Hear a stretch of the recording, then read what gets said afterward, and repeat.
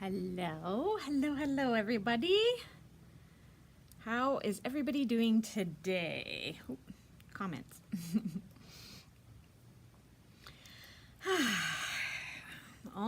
April is almost over, hey? Next Saturday will be our last Facebook Live in April. It seems like since 2023 started, the beginning of this year has gone so fast. However, I am definitely looking forward to spring and summer and seeing some green stuff out there, not just snow and brown. So yeah, I'm hoping to start seeing some green grass soon. I'm sure some people have green grass and can probably start to see buds on the trees in some places. I'm sure it's just not happening here yet.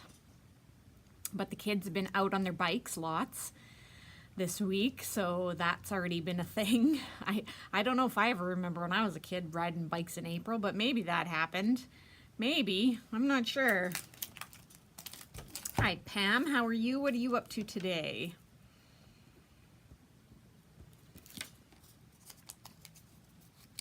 So I have, I'm going to do just kind of a short, quick demo, but I also received in a whole bunch of new embossing folders. Not a whole bunch, a few new ones. So I thought I would just do a quick show and tell of those before I do the quick demo here that I've been working on all morning, of course. But not so bad today. I've been working on actually 3 projects at one time, so it's been a pretty productive morning, so I'm happy about that. So make sure you comment. Let me know that you're at the mall. Oh, it's that science thing today, hey? How's that? I completely forgot. I was gonna send the kids. And I forgot about it. Right. I bet it's interesting. That's cool.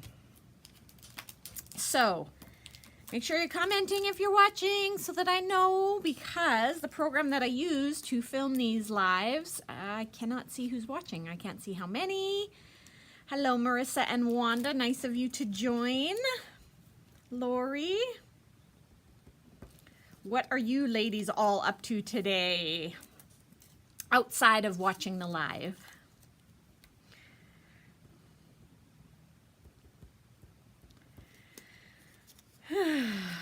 How's it in Grand Prairie? Is it a nice day today, or is it a little bit cooler? It's kind of, I mean, I don't think temperature-wise it's too bad, but it's not very nice out. Hello, Auntie. Nice of you to join. And hello, Ramona. Nice of you to see you. Cloudy and cooler. Yeah, that's kind of how it is, too. So I received some new embossing folders in, so I'm going to show you those quickly. I didn't get too many, but some, and these are nice big ones. So I'm happy. I'm pleasantly surprised. I kind of like these new ones. Cleaning the craft room, yeah. So this one is called Party Spots. Can you see? It actually kind of almost looks like maybe it could be like snakeskin or something, hey? Party Spots. So these are all 5x7 folders, so they're really good size. Hi, Marion. Nice of you to join today. It was good to see you. And Linda, hello. So Party Spots, this is one of the new embossing folders that we got in. And then the next one is called Optical Arches. Can you see that? I feel like some of these would be really interesting to actually use and see what they turn out to be like, because sometimes the picture on there doesn't always do it justice. So these are all spellbinders, and yeah, they're all the 5x7. I guess maybe that's what, maybe I did get some smaller ones in, but I'm thinking that maybe some of the companies are going to these bigger ones. Okay, this one is called Geo Screen. I think this one would be a really cool one. And so then remember a few lives ago when I did the cover plate and I cut it apart? This would be really cool if you had a cover plate that looked like this one. That would be very cool. I'll have to try to find that, because this one would be a really good one for that. So these are all online if anybody's interested. You want to snag them before they're gone. Okay, and then these ones are 3D ones. This one's called Leafy, which I think is really nice. And maybe I can show you the back too. Can you see the design on the back?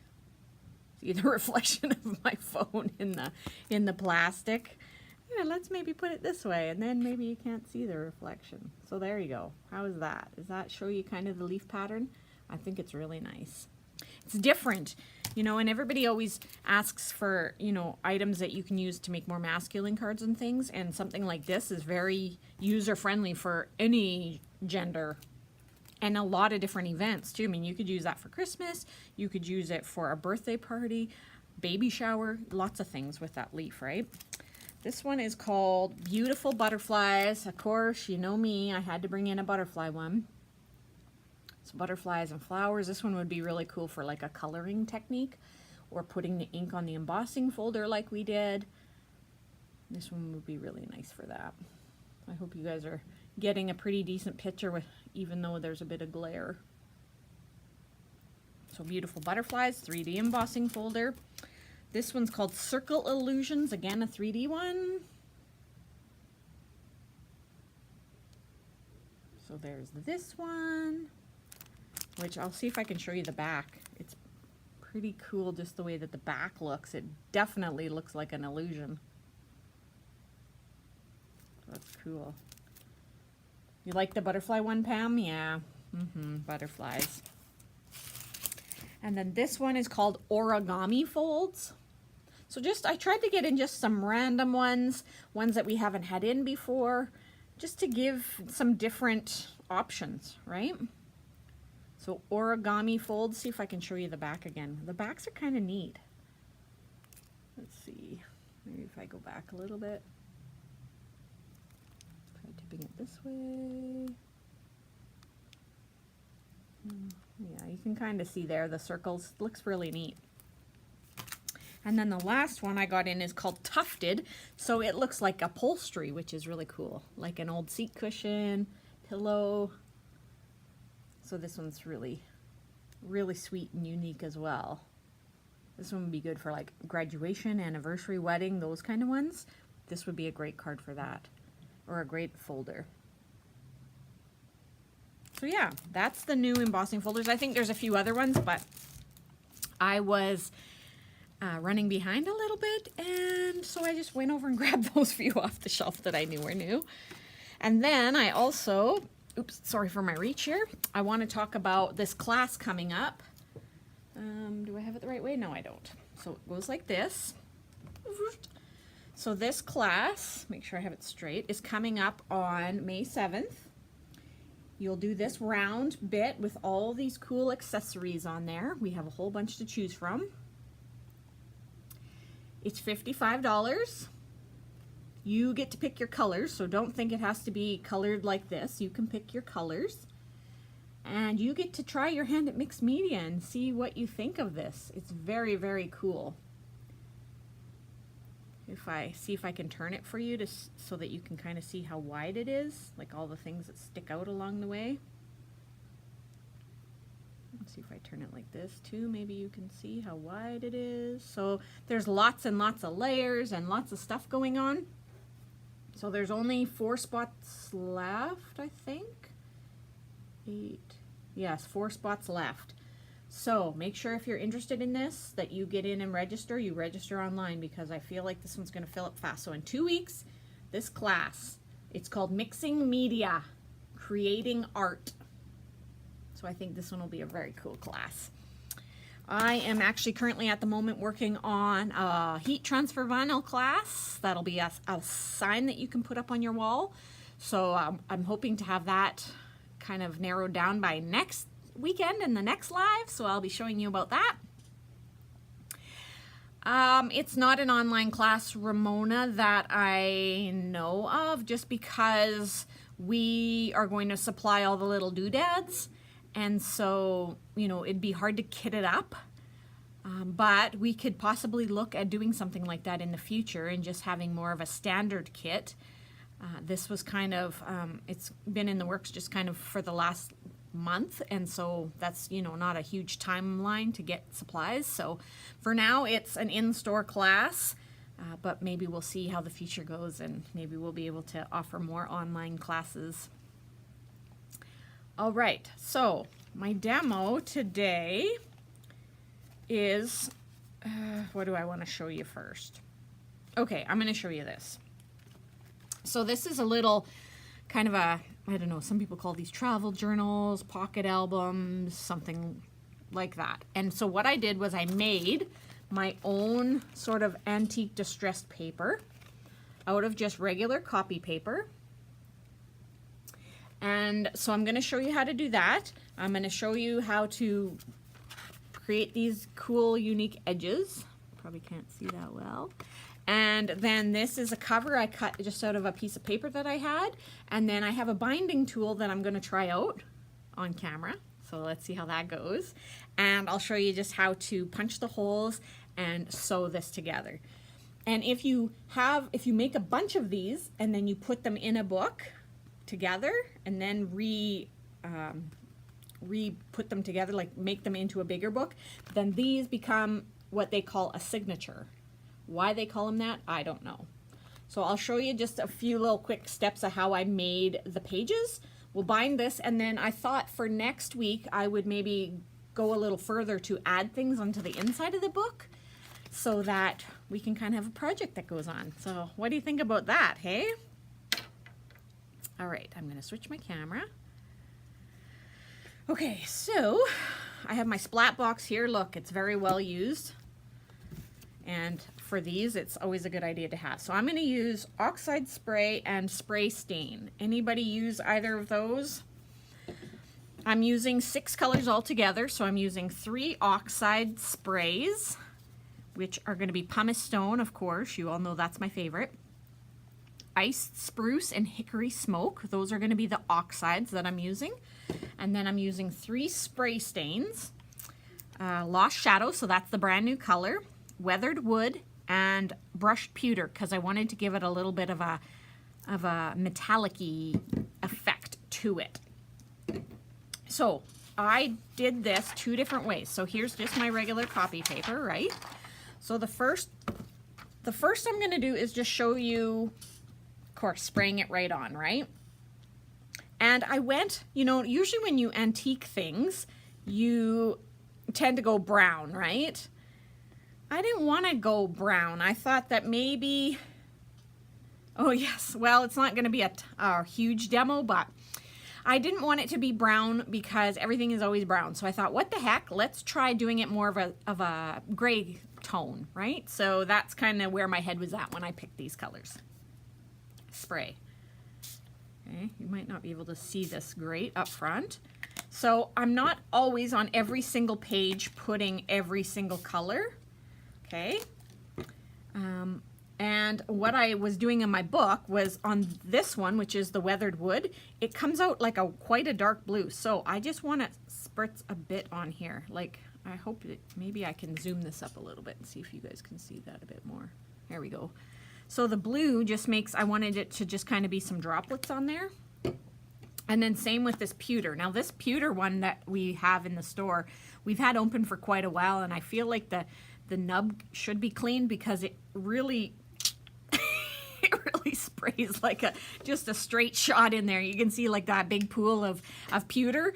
So it's not really the best for getting a nice fine mist or anything, but that's okay. And then I'm going to put some lost shadow in here. Do that down maybe in this corner. And it's okay if it globs, like let it do its thing. And then if you desire, you can add a bit of water. I'm gonna try to put water in here. Okay, and then we're just gonna let that dry.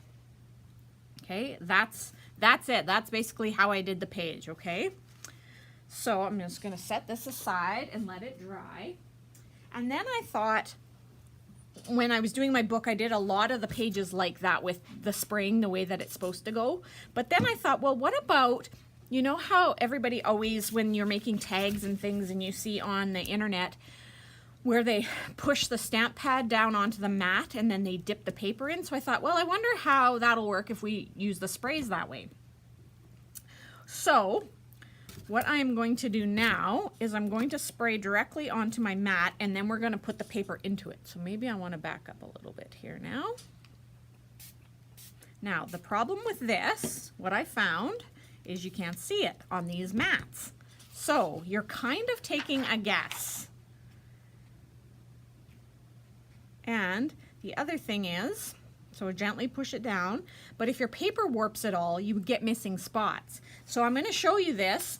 However, I'm not sure if in making pages, if this would be the way that I would want to go.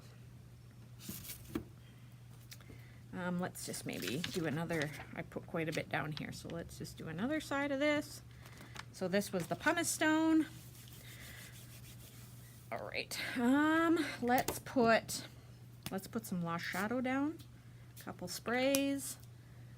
Let's put some of that weathered wood down, the bluish kind of, and some dots.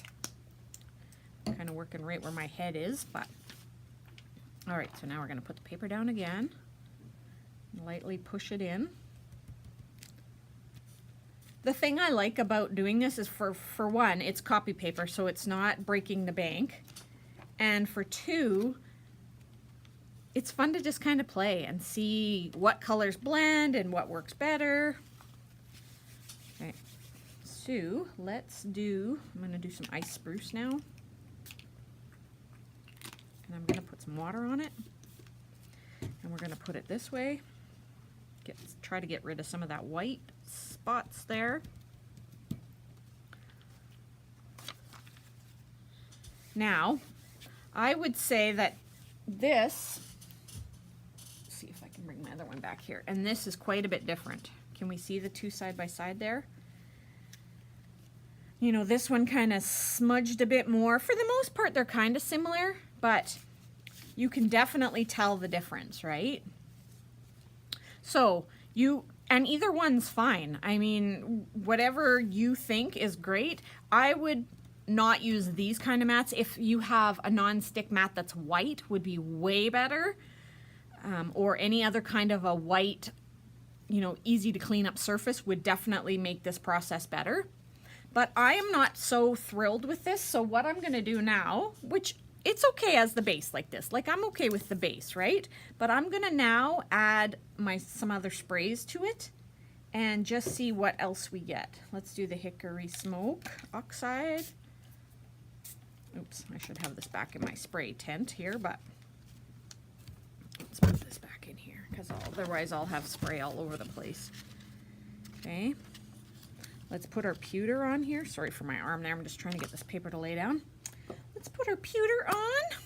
Try to get it more in the middle this time.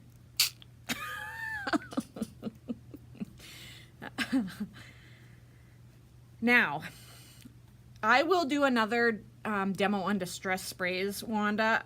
I will do a bit more involved and show you on some watercolor paper how to use them.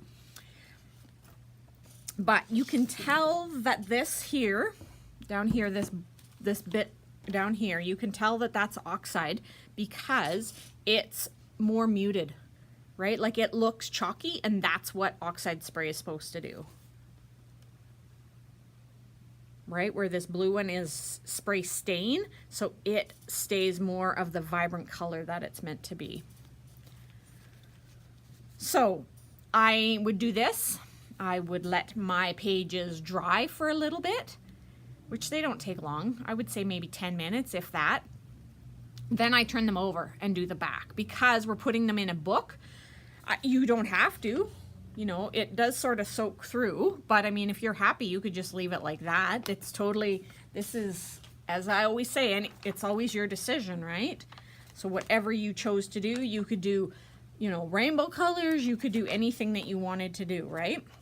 So I did up a bunch of pages, and then once my pages were dry, which these are a little wet still, but I'll go ahead and do it. So then I thought, I've been wanting to try out this Deckle trimmer for quite a while. And we got two in the store the other day, so I thought, you know what, I'm gonna pull one off the shelf, and I'm gonna see what I think of it. I'm gonna move it over here just so that it's not where my face is. So I quite like it. It's definitely made for these 8.5 by 11 papers. Like you could, it's actually, this is 8.5. So I'm gonna get a little bit of stuff on here, but that's okay. It's got another 1/4 of an inch of room left there at the bottom. So you might not be able to see it, but there's this line right here. So this could be up to 8 3/4 would be the widest piece of paper you could put in here. And then it's just like a regular guillotine. So I was cutting my 10 pages or my 6, 7, whatever I did there. And it has this guard on it, just like every other trimmer guillotine style one does, right? But I thought, man, it's a pain to try to lift this, and especially with this thinner paper, and get it under there all the time. So I thought, oh, I'm gonna take this guard off, which it pops off very easily. You just make sure you keep it to this side. If you look underneath, you can see where it hooks on, but you just keep it pushed that way and then it'll pop right out. It's really straightforward. So I took it off, but I put it back on because it seemed like it pulled the paper too much to where it wasn't giving it a nice cut. So I put it back on because I feel like it really holds the paper down, especially at the top here when you first start to cut. And then when I cut it, I did not measure. I just, when I decided that I wanted to do this little book, I thought, oh, look at that, hey? That's why you don't do it when you have wet paper. But when I decided to do this book, I thought, you know what? I don't want any pages the same. I don't want there to be, you know, I don't want it to be cut and measured and all the same, right? Of course, now that I say it comes out easy, it's not going to because I'm on camera. There we go. So I did not measure anything. I just put my papers in. I actually tried to make them as random as possible. And I cut each edge. I'm just going to leave that guard off for now just because, but maybe you'll be able to see the difference. I'll zoom up a bit and you might be able to see the difference here when I start to cut. See how it kind of pulls the paper? You can kind of see a slight crease right there. So when I'm cutting, look, now you can really see the crease, right? So what I had to do was actually hold my finger there to try to get the paper to stay flat to cut. So that's why, even though it's way easier to do it without the guard, I would cut with the guard. I would. So then you have a very cool deco edge. So it just looks like, I mean, whatever, if you get a few of those because it didn't quite cut all the way, it's not the end of the world, right? It kind of just gives it more authentic look, but it looks just like a nice, cool, torn paper edge. Here's the other side. So I am impressed with the deco trimmer. I would recommend it. I think it looks very cool. I was going to do a scrapbook page and use it, but I just did not have the brain power this morning to have that happen. So no scrapbook page. We are doing a little mini journal instead. So now I have this tool over here. Oh, let's zoom out a bit. Okay, so I have this tool. I'm not sure what it's called. I do have a, I think it's called a bookbinding tool. I'll have to get the actual name. It's made by We Are Memory Keepers. And we have one left in the store. But I wanted to give this a try. Now, I've had it in the store for use for quite a while, but I haven't actually made any books, so I haven't had to use it. So I thought, well, right, let's give it a whirl. So we had a lady come in and to teach a class on these little books, and her tip was to use these little library clips to hold everything in place so that as you are scoring and as you are punching your holes, you do not have to worry about it moving. I just wanted to move my pages down a little bit so that there was a little bit of room at the top and the bottom.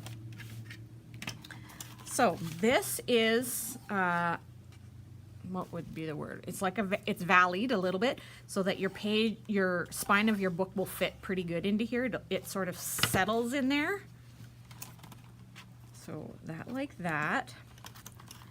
Then this over top, and it has these little screw pieces that screw in there to kind of hold it down tight. I mean, of course, if you had too many pages, it wouldn't hold it down, but now you can be precise Precise if you want to. You can definitely be precise. I am not. I am going to just guess where I would like to punch holes. So I'm going to do one here, there, and then try to be about middle. I'm going to turn it like this so I can guess to be about where the middle would be. Probably here. Poke the hole, and then roughly an inch up, so here. I'm just going to do these 3 holes, because 3 is good enough for this little book. It doesn't need to be big. So can you see the hole? See that cute little hole right there? And it went all the way through, and it was very easy to poke. There was no problem at all poking it. Okay, so then I am going to use just regular embroidery thread. See if I can remember how to stitch the book. This is, so this needle came with this little tool. It has a few. It has a curved needle and it has some wire thread even. So this needle came with it, but you can use an embroidery needle that has a flat, like doesn't have a pointy end, right? Okay, so I obviously did not, so let's leave it like that. All right, put the hole through. It actually goes very, very quickly. Then back through this middle hole. Okay, it's been a very, very long time since I've sewed a mini album. So this could be very interesting thread work here. Oops, now I gotta pull I got my end stuck in there. I didn't pull my end up. There we go. Okay, so we went down through the middle, up through the bottom, down through the middle again. Now we're gonna come up through this top piece, like that. Make sure that we shorten our thread off here. And then back down through the middle, or where would we go from here? Let me see. I guess you'd want to go all the way down here and then come back down the middle. Oof, boy, I hope I have enough thread for that. Because I would want both my ends to end up in the middle. Ooh, I think I might just have cut enough. Sorry, am I off camera here? Pull through, pull through. Look at that. That pulled right off my needle. That's all I have. Then you just tie these. Normally you would, of course, leave more room, right? More thread available. You wouldn't risk this short of stuff, but of course, that's just me. Go with the flow, right? All right, and then you could cut those, do whatever. Take your little things off. So now you have this cool book. Now I'm gonna show you the edges here. See if you can see all these little deco edges. So I cut them all like that, right? They're all the little torn look. And like I said, I didn't cut them the same size. This paper is just a piece of paper from Dress My Craft that I've cut to the size and folded. And so now we have this cute little book. Now see, you can tell that that one was the one that I put onto the mat. You can tell, same with this one, right? Because it's more smudged. So you can kind of tell which ones I sprayed and which ones I smudged on, right? But I think in a book like this, it just makes it look very cool. And then I've got that little bit of metallic in there, so it's kind of sparkly. And yeah, so now you have this cute little book with quite a few pages. And next week, for next week, I've got some new dies in that make cute little pockets and folders and envelopes from Elizabeth Craft Designs, and so I'm gonna use those and we'll make some little pockets and we'll decorate up our little book. And yeah, so if you want to use your sprays, you can use them in this way. You could spray them on anything, right? I will do another demo maybe in a few weeks of more of the spraying. If you want, Wanda, let me know, email me and let me know your schedule when you would be able to watch, and I can set up to do a demo for that day. But they're honestly not anything to be afraid of. Just spray. And using just plain copy paper is kind of a nice way to start, because you can kind of get the feel for how the inks or how the sprays are spraying how, you know, the difference between if you hold your spray bottle quite a bit away versus if you hold it right up to your paper, you know, what the different sprays you will get or the different patterns that you'll get. And then, like I said, spray it right on your mat. Do that, add water droplets. You get all these different effects. And honestly, you just have to play with it because there's no right or wrong way of doing it. And that's where I've been at. I've just been playing with them, spraying different things just to see how they work. So don't be afraid. Play with your sprays. And this turned out quite well. I'm very happy with myself. So if any of you like to make these little kind of travel books, this is a really good tool. It worked very well. I'm very, very happy with it. So I will say goodbye for now since it's 2 o'clock. I know it was kind of a short little demo, but I thought it was cool and I really like this Deckle edge. For sure, I would give it a thumbs up. So I hope that you have a great rest of your day and your weekend. I hope the weather stays kind of nice so that we can all get out and have some fresh air and have some, you know, better energy flowing from the sunshine, because I know that always helps. So I will see you next weekend, and we will try those new dies out and see how cool they can be and all the little things they can make, okay? So